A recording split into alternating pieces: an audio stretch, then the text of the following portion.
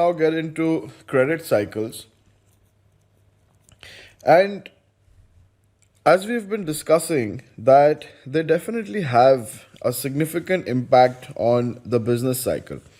Because when the interest rate goes up, so the pricing of credit, when the interest rate goes up, naturally businesses start feeling the pain and their profitability gets impacted.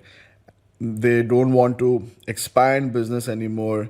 Maybe they want to delay the or cancel the orders that they might have placed for new equipment. They might want to let go of their existing some of their existing employees. So interest rates definitely have a huge impact on the economy. And it's not just the price of credit, it's the availability of credit as well, which is related to money supply. Why and how that changes and what type of an impact it has on the business cycle, which then obviously has an impact on asset prices, is what we're going to discuss. Especially with respect to the impact they have on the construction and real estate sector. So, what research has shown is that because of this credit impact, what happens to the recession is that it is longer and deeper if it is further exacerbated by the rapid fall in credit. So, let's say your economy is already going through that difficult time when spending is going down and businesses are reducing their spending as well. And at that time, if the price of money goes up, if the price of credit goes up, and the supply goes down, the availability goes down, it just makes the recession worse. It makes it longer and deeper. And on the other hand, when your recovery is coming up, it can be stronger if your credit is in sync with that. So, I guess the problem is that the timing is not always synchronized, and maybe that's where the gap lies. Now, again, all of this is not exactly black and white, and that's why all day on CNBC and Bloomberg you've got these discussions going on that where are we in the economy, and should the Fed increase rate, did they make a mistake increasing the rate, and there's always room for discussion. But definitely what is a fact is that these two things are linked. The credit cycle and the business cycle are linked. They need to be more synchronized so that we don't make the business cycle peaks and troughs deeper and longer and sharper like the credit cycle seems to be. So we need to have as smooth a growth as possible, because the peaks and troughs are painful for the people especially, and as I discussed in the previous video, that you lose your jobs and then you get hired again. But from the perspective of financial analysis and investment, it's something that we have to study and try and predict and accordingly make our investments. Right. So why do investors pay attention to the stage in credit cycle? Because it definitely helps us understand what's going on in the housing and construction markets, and then it helps us understand where we are in the business cycle. Also, what the Federal Reserve might be doing, and then based on all of this, we can position our asset class strategic asset allocation. Right? So now coming to the prediction part, that okay, now we understand how the business cycle works. Now we understand a little bit about how the credit cycle works. How do we put these two together? How do we use economic data coming out of the economy to figure out where we are in the business cycle? So this is something we discussed in the previous video, that what happens in each of these phases with respect to the activity levels of businesses and consumers, and how they are slow to incorporate it in the levels of employment. And just like we talked about in the last video, that the level of employment lags the cycle, right?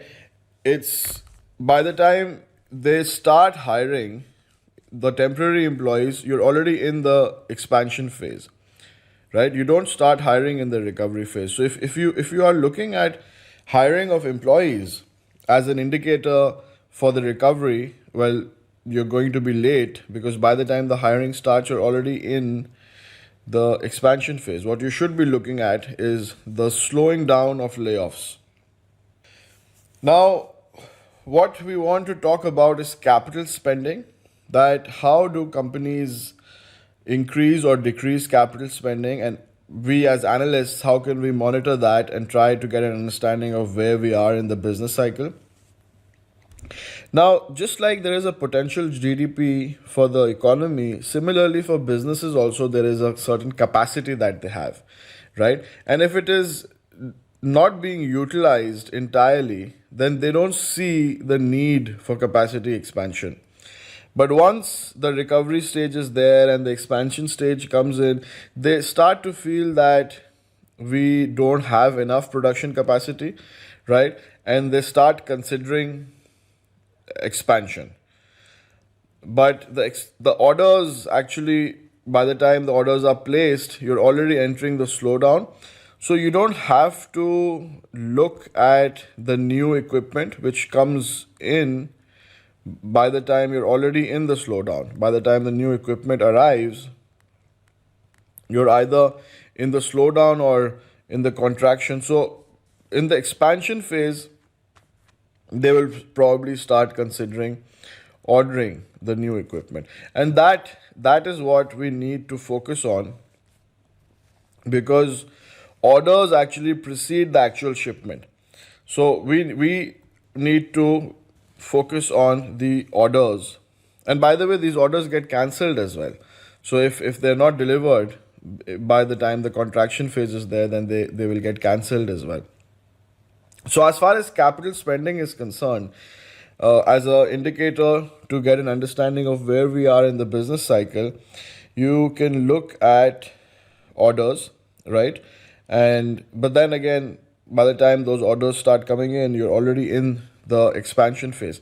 If you want to try and pick up something in the recovery phase, it's usually orders related to software, because in this phase, companies are more focused on efficiency, and they're trying to use the latest tools to actually help them become more efficient. And that is what happens in the recovery phase. So some examples of the orders placed in the recovery phase include softwares and systems and hardwares where there is a high rate of obsolescence, and therefore the latest system is required. And in the later stages in expansion, you're talking about upgrading your infrastructure. So maybe you'll be looking at warehouses, factories, etc. And then, of course, you end up expanding too much. So there's overinvestment, which then eventually needs to get cut when you get to the contraction phase. So that is your capital spending. Now, more important than that is inventory levels. This is a very important indicator, and as I have been telling you since we started this learning module, the reason for that is, even though we don't technically characterize this as a leading indicator, but it can be used as a leading indicator, and let me explain how. See, when you are going into that trough, right, what happens is that your sales is slowing down and your inventories start to pile up, and they are piling up until you get to a point where sales start to pick up again. So somewhere over here, your sales start to pick up, and the rate of your inventory piling up, right, stops. So you see the inventory to sales ratio, it's going up, it's going. So if I were to draw a dotted line, it's probably going to go up like this, and then it's going to peak out. So when your inventory to sales ratio peaks out, that's when your recovery phase is starting, right? Because then then your sales is more than your inventory, and your inventory levels start to fall. So the inventory to sales ratio is like kind of the opposite of your business cycle, because when the business cycle starts to pick up, your inventory to sales ratio starts falling. And it's very good because then you can, if you use it that way, you can actually figure out where you are in the business cycle just looking at the levels of inventory. So obviously you have excessive inventories that develop when you are just about to end the contraction phase, and those excessive inventories start clearing when you get into the recovery phase. So you have to look at the rate of change of inventory, right? The minute you see it stops increasing and starts to decline, that means sales has started picking up, right? And that means the level of inventory begins to fall. Well, to be honest, it begins to fall when the contraction is already finishing. So before the recovery even starts, your inventory ratio begins to fall. And then it falls further in the recovery phase and then it stabilizes. So the minute you can say it stops increasing, right? So in the slowdown, it's increasing, but then it begins to fall. So somewhere between the slowdown and the contraction, your inventory ratio stops increasing. And that's where you should enter the market, because as you know, we just discussed that the stock market actually precedes the business cycle.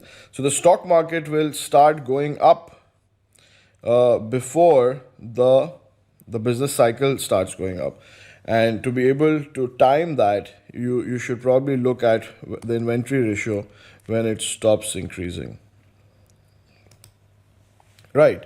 So that brings us to the economic indicators that you can use and that can help provide you insights into future economic activity. And as I told you earlier also, that they are classified into three categories. You have leading indicators that happen before the economy turns. You have coincident, which coincide with the changes, and then you have lagging, which of course turn afterwards, such as inflation. So in leading indicators, you have your stock market, right, which is what we want to catch in the first place, but it itself is a leading indicator because it starts going up, because smart people like yourself know all these indicators and they know what's going on. So the stock market goes up before the business cycle turns. But other leading indicators include the weekly hours in manufacturing. So you'll see that before they start hiring, they will stop firing people. They will maybe start getting the existing people to start doing overtime. And then by the time you're in expansion, they will start hiring. So weekly hours going up is probably going to reflect in the overtime of existing employees, then actually hiring of new ones, right? You might see new building permits coming up. That's your leading. In your coincident, then your activity picks up, income starts going up because people have gotten jobs again, and the number of employees goes up because the hiring is picking up. But then that is already when you're in the expansion phase. So it is coinciding with the expansion phase. Already the economy is up. And then of course you have your lagging indicator, where inventory to sales ratio is high, right? So I told you inventory to sales ratio is technically characterized as a lagging indicator because by the time it goes high, you're already in the late expansion. That's why what we want to do is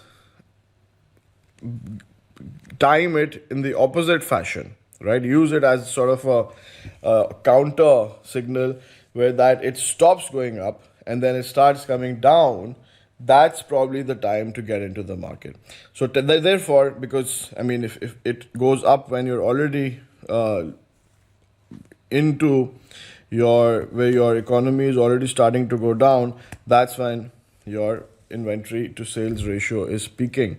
So you need to then watch it fall, and once it starts falling, then maybe you have to wait and enter the market as the stock market also starts rising. So that is how you can use it. But technically, what you need to remember is that it is categorized as a lagging indicator. You could put these indicators together and develop combinations of them, right? So, for example, in the US, we have something called the LEI, which is the leading economic indicator. It's an index of the leading economic indicators, and it has 10 parts. So they're listed over here, starting with the weekly hours. Again, I spoke about this earlier, and let me emphasize again that overtime increases before the hiring, right? So that's why the hiring already happens when you're entering expansion. So what you have to look out for is the overtime. Unemployment claims go down because people start finding work, right? Manufacturers place new orders. The Institute of Supply Management also gives an input about what is the new orders that are being placed, and this is survey based. This is a survey that is conducted, and that's where you get even this one. The fifth one is also a survey that is conducted to get people's opinions in the industry that what's happening, is business spending picking up or not. Building permits, S&P 500 going up, credit index, which measures the health of the financial system, which means they are probably getting ready to lend more again. We look at the interest spread between your banking interbank rates and your government rates, and that again is linked to point 8 over here, as you will learn more in fixed income, that the spread between your government rates and your interbank rates, if that is going to be upward sloping, then we expect that the short term rates will be higher and there will be more economic growth. So it's just basically trying to get an understanding of how strong the financial system is. And of course, average consumer expectations, which is probably also going to be based on the survey. Right. So leading indicators are particularly useful, obviously, if you want to know or try to predict where the economy is going to be going. And then lagging indicators can help confirm that prediction. Other countries have other types of composite indexes. So I gave you the example of LEI in the US. There might be various others in other countries. And I also told you that how do you go about producing these composite indicators? Many of them are based on economic data, statistical data coming out of the labor department, right? Or otherwise, they could be based on surveys, and those surveys could be of experts or just random consumers or businesses. And I gave you some examples as well, right? Such as the Institute of Supply Management and the manufacturer's new orders, and then the consumer expectations. So this is obviously going to be for the consumers, and the other two are experts and businesses. Right. Of course, with technology, things are changing. So out of all those 10 components of the composite index, maybe not all are important or as important. So principal component analysis is a big data technique where you see, okay, which are the main ones, right? Which are the principal components, the main components of these raw data feeds that we're taking, so that we can try and focus on the 20% of the data feeds which have 80% of the impact, or something like this, right? You'll learn more about that at level 2. But the high level concept is try to understand, this technique basically tries to identify the main components of the input. Right, and of course now casting is very interesting, and in the Atlanta Fed we have the now GDP, right? GDP now, which is fantastic, because what's basically happening over here is that you're using the latest technology to real time, so monitoring economic data in almost real time. So the lag of the report being recorded and coming out is reduced, because usually what we have is that reports such as GDP are published with a delay, right? So instead of that, now we have something called GDP now, thanks to the Federal Reserve Bank of Atlanta, that you can have this running estimate of the real GDP growth based on available data for the current measured quarter. So that is absolutely fantastic. Right, guys, so that is it for this very interesting learning module. Let's have a look at the summary. We talked about the four business cycles: recovery, expansion, slowdown, and contraction with their respective characteristics. We talked about how credit cycles link with the business cycle, how the availability and pricing of credit is obviously very, very important, and how these credit cycles can make our business cycles a little bit more intense, right? It can cause asset values to have sharp falls as well. So we as analysts and investment managers, portfolio managers, definitely want to keep a very close watch on this. And then finally, we talked about the different economic indicators such as consumer and business spending, other economic activity such as your inflation and capital spending and your labor market. So all of this has either a leading, a lagging, or a coincident indicator that can come out of it in the recovery or the expansion or the slowdown or the contraction phase, right? So you can classify them as leading indicators, lagging indicators, and coincident indicators. Leading include your stock prices, consumer expectations, your manufacturing weekly hours, right? And then your actual production is a coincident indicator. And then finally, your inventory, your inflation, your unemployment rate, that is all a lagging indicator. But just because something is lagging doesn't mean that you can't use it. You can use it in a counterintuitive way, that if it's going down, that actually means that the economy is about to pick up or is already picking up. Or even if it is about to pick up, the stock market is probably already picking up. So when the inventory to sales ratio starts going down, it's probably the best time to enter the stock market, because that's probably when it's going to start picking up.